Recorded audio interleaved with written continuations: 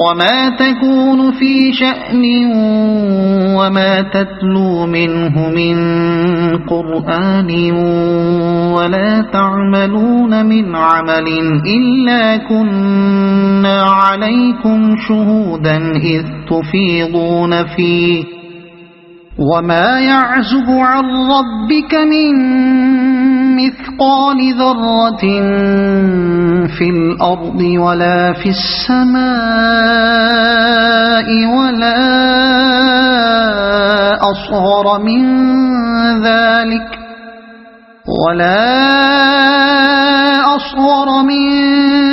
ذلك ولا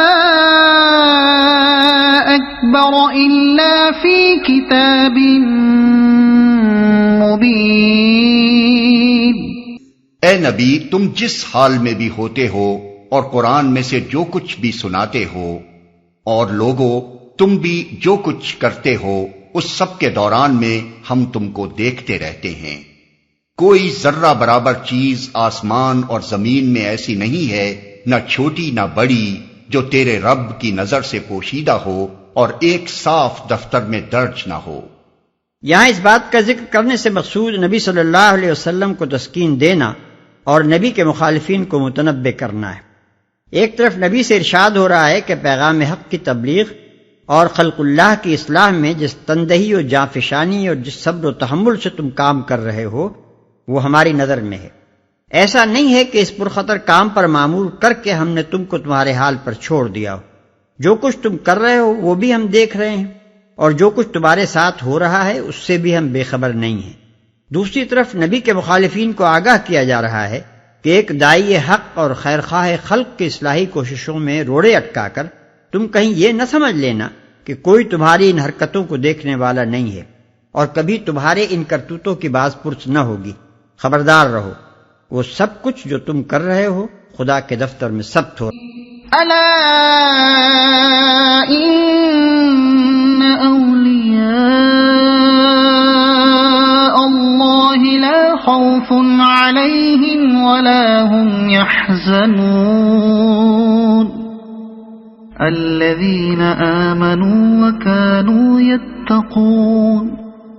لهم البشرى في الحياة الدنيا وفي الآخرة لا تبديل لكلمات الله ذلك هو الفوز العظيم ولا يحزنك قولهم إن العزة لله جميعا هو السميع العليم۔ سنو، جو اللہ کے دوست ہیں، جو ایمان لائے اور جنہوں نے تقوی کا رویہ اختیار کیا، ان کے لیے کسی خوف اور رنج کا موقع نہیں ہے۔ دنیا اور آخرت دونوں زندگیوں میں ان کے لیے بشارت ہی بشارت ہے۔ اللہ کی باتیں بدل نہیں سکتی، یہی بڑی کامیابی ہے۔ اے نبی، جو باتیں یہ لوگ تجھ پر بناتے ہیں وہ تجھے رنجیدہ نہ کریں، عزت ساری کی ساری خدا کے اختیار میں ہے اور وہ سب کچھ سنتا اور جانتا ہے۔ ألا إن لله من في السماوات ومن في الأرض وما يتبع الذين يدعون من دون الله شركاء إن يتبعون إلا الظن وإن هم إلا يخرصون هو الذي جعل لكم الليل لتسكنوا فيه والنهار مبصرا إن في ذلك لآيات لقوم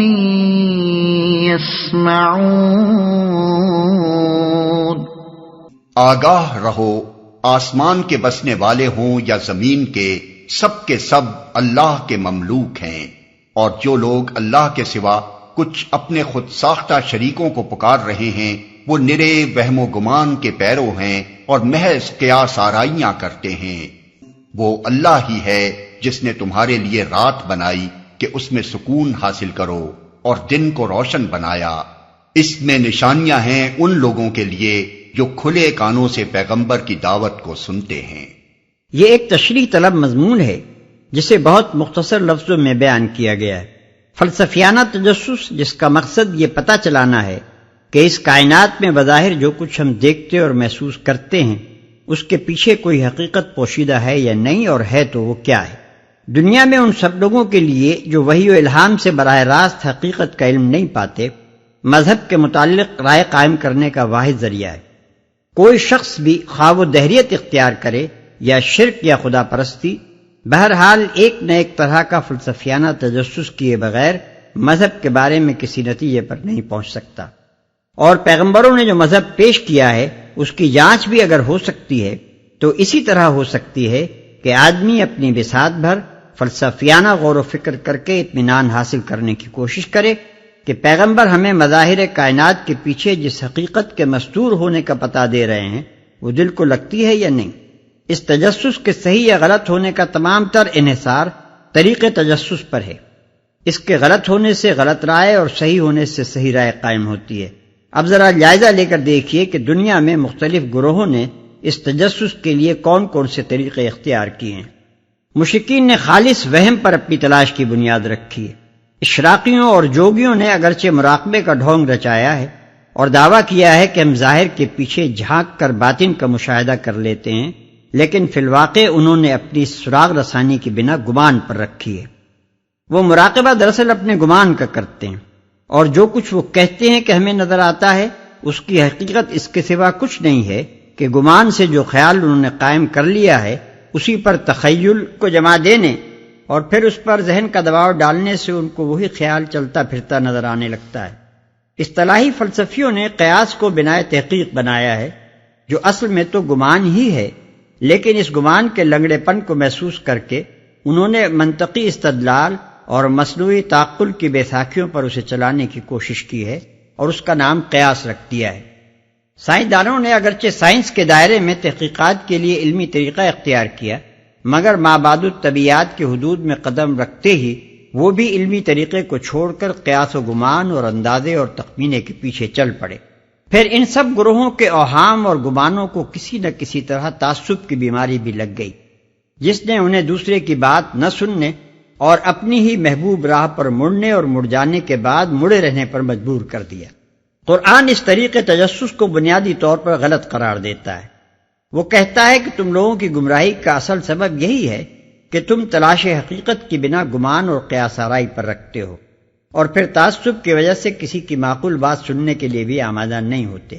اسی دوہری غلطی کا نتیجہ یہ ہے کہ تمہارے لیے خود حقیقت کو پا لینا تو ناممکن تھا ہی، انبیاء کے پیش کردہ دین کو جانچ کر صحیح رائے پر پہنچنا بھی غیر ممکن ہو گیا۔ اس کے مقابلے میں قرآن نے فلسفیانہ تحقیق کے لیے صحیح علمی و عقلی طریقہ یہ بتایا ہے کہ پہلے تم حقیقت کے متعلق ان لوگوں کا بیان کھلے کانوں سے بلا تعصب سنو جو دعویٰ کرتے ہیں کہ ہم قیاس و گمان یا مراقبہ و استدراج کی بنا پر نہیں بلکہ علم کی بنا پر تمہیں بتا رہے ہیں کہ حقیقت یہ ہے۔ پھر کائنات میں جو آثار باصطلاح قرآن نشانات تمہارے مشاہدے اور تجربے میں آتے ہیں ان پر غور کرو، ان کی شہادتوں کو مرتب کر کے دیکھو اور تلاش کرتے چلے جاؤ کہ اس ظاہر کے پیچھے جس حقیقت کی نشاندہی یہ لوگ کر رہے ہیں اس کی طرف اشارہ کرنے والی علامات تم کو اسی ظاہر میں ملتی ہیں یا نہیں۔ اگر ایسی علامات نظر آئیں اور ان کے اشارے بھی واضح ہوں تو پھر کوئی وجہ نہیں کہ تم خواہ مخواہ ان لوگوں کو جھٹلاؤ جن کا بیان آثار کی شہادتوں کے مطابق پایا جا رہا ہے۔ یہی طریقہ فلسفہ اسلام کی بنیاد ہے، جسے چھوڑ کر افسوس ہے کہ مسلمان فلاسفہ بھی افلاطون اور ارسطو کے نقش قدم پر چل پڑے۔ قرآن میں جگہ جگہ نہ صرف اس طریق کی تلقین کی گئی ہے بلکہ خود آثار کائنات کو پیش کر کر کے ان سے نتیجہ نکالنے اور حقیقت تک رسائی حاصل کرنے کی گویا باقاعدہ تربیت دی گئی ہے تاکہ سوچنے اور تلاش کرنے کا یہ ڈھنگ ذہنوں میں راسخ ہو جائے۔ چنانچہ اس آیت میں بھی مثال کے طور پر صرف دو آثار کی طرف توجہ دلائی گئی ہے، یعنی رات اور دن۔ یہ انقلاب لیل و نہار دراصل سورج اور زمین کی نسبتوں میں انتہائی باضابطہ تغیر کی وجہ سے رونما ہوتا ہے۔ یہ ایک عالمگیر ناظم اور ساری کائنات پر غالب اقتدار رکھنے والے حاکم کے وجود کی صریح علامت ہے۔ اس میں صریح حکمت اور مقصدیت بھی نظر آتی ہے کیونکہ تمام موجودات زمین کی بے شمار مصلحتیں اسی گردش لیل و نہار کے ساتھ وابستہ ہیں۔ اس میں صریح ربوبیت اور رحمت اور پروردگاری کی علامتیں بھی پائی جاتی ہیں، کیونکہ اس سے یہ ثبوت ملتا ہے کہ جس نے زمین پر یہ موجودات پیدا کی ہیں وہ خود ہی ان کے وجود کی ضروریات بھی فراہم کرتا ہے۔ اس سے یہ بھی معلوم ہوتا ہے کہ وہ عالمگیر ناظم ایک ہے، اور یہ بھی کہ وہ کھلنڈرا نہیں بلکہ حکیم ہے اور بامقصد کام کرتا ہے، اور یہ بھی کہ وہی محسن و مربی ہونے کی حیثیت سے عبادت کا مستحق ہے، اور یہ بھی کہ گردش لیل و نہار کے تحت جو کوئی بھی ہے وہ رب نہیں مربوب ہے، آقا نہیں غلام ہے۔ ان آثاری شہادتوں کے مقابلے میں مشرکین نے گمان و قیاس سے جو مذہب ایجاد کیے ہیں وہ آخر کس طرح صحیح ہو سکتے ہیں؟ قالوا اتخذ الله ولدا سبحانه هو الغني له ما في السماوات وما في الأرض إن عندكم من سلطان بهذا أتقولون على الله ما لا تعلمون۔ لوگوں نے کہہ دیا کہ اللہ نے کسی کو بیٹا بنایا ہے۔ سبحان اللہ، وہ تو بے نیاز ہے، آسمانوں اور زمین میں جو کچھ ہے سب اس کی ملک ہے۔ تمہارے پاس اس قول کے لیے آخر دلیل کیا ہے؟ کیا تم اللہ کے متعلق وہ باتیں کہتے ہو جو تمہارے علم میں نہیں ہیں؟ لوگوں نے کہہ دیا کہ اللہ نے کسی کو بیٹا بنایا ہے۔ اوپر کی آیات میں لوگوں کی اس جاہلیت پر ٹوکا گیا تھا کہ اپنے مذہب کی بنا علم کے بجائے قیاس و گمان پر رکھتے ہیں، اور پھر کسی علمی طریقے سے یہ تحقیق کرنے کی بھی کوشش نہیں کرتے کہ ہم جس مذہب پر چلے جا رہے ہیں اس کی کوئی دلیل بھی ہے یا نہیں۔ اب اسی سلسلے میں عیسائیوں اور بعض دوسرے اہل مذاہب کی اس نادانی پر ٹوکا گیا ہے کہ انہوں نے محض گمان سے کسی کو خدا کا بیٹا ٹھہرا لیا ہے۔ سبحان اللہ۔ سبحان اللہ کلمہ تعجب کے طور پر اور کبھی اظہار حیرت کے لیے بھی بولا جاتا ہے، اور کبھی اس کے واقعی معنی ہی مراد ہوتے ہیں، یعنی یہ کہ اللہ تعالیٰ ہر عیب سے منزہ ہے۔ یہاں یہ کلمہ دونوں معنی دے رہا ہے۔ لوگوں کے اس قول پر اظہار حیرت بھی مقصود ہے، اور ان کی بات کے جواب میں یہ کہنا بھی مقصود ہے کہ اللہ تو بے عیب ہے، اس کی طرف بیٹے کی نسبت کس طرح صحیح ہو سکتی ہے؟ سب اس کی ملک ہے۔ یہاں ان کے اس قول کی تردید میں 3 باتیں کہی گئی ہیں۔ ایک یہ کہ اللہ بے عیب ہے، دوسرے یہ کہ وہ بے نیاز ہے، تیسرے یہ کہ آسمان و زمین کی ساری موجودات اس کی ملک ہیں۔ یہ مختصر جوابات تھوڑی سی تشریح سے بآسانی سمجھ میں آ سکتے ہیں۔ ظاہر بات ہے کہ بیٹا یا تو صلبی ہو سکتا ہے یا متبنہ۔ اگر یہ لوگ کسی کو خدا کا بیٹا صلبی معنوں میں قرار دیتے ہیں تو اس کے معنی یہ ہیں کہ خدا کو اس حیوان پر قیاس کرتے ہیں جو شخصی حیثیت سے فانی ہوتا ہے، اور جس کے وجود کا تسلسل بغیر اس کے قائم نہیں رہ سکتا کہ اس کی کوئی جنس ہو اور اس جنس سے کوئی اس کا جوڑا ہو، اور ان دونوں کے صنفی تعلق سے اس کی اولاد ہو جس کے ذریعے سے اس کا نوعی وجود اور اس کا کام باقی رہے۔ اور اگر یہ لوگ اس معنی میں خدا کا بیٹا قرار دیتے ہیں کہ اس نے کسی کو متبنہ بنایا ہے تو یہ 2 حال سے خالی نہیں۔ یا تو انہوں نے خدا کو اس انسان پر قیاس کیا ہے جو لاولد ہونے کی وجہ سے اپنی جنس کے کسی فرد کو اس لیے بیٹا بناتا ہے کہ وہ اس کا وارث ہو اور اس نقصان کی جو اسے بے اولاد رہ جانے کی وجہ سے پہنچ رہا ہے برائے نام ہی صحیح کچھ تو تلافی کر دے۔ یا پھر ان کا گمان یہ ہے کہ خدا بھی انسان کی طرح جذباتی میلانات رکھتا ہے اور اپنے بے شمار بندوں میں سے کسی ایک کے ساتھ اس کو کچھ ایسی محبت ہو گئی ہے کہ اس نے اسے بیٹا بنا لیا ہے۔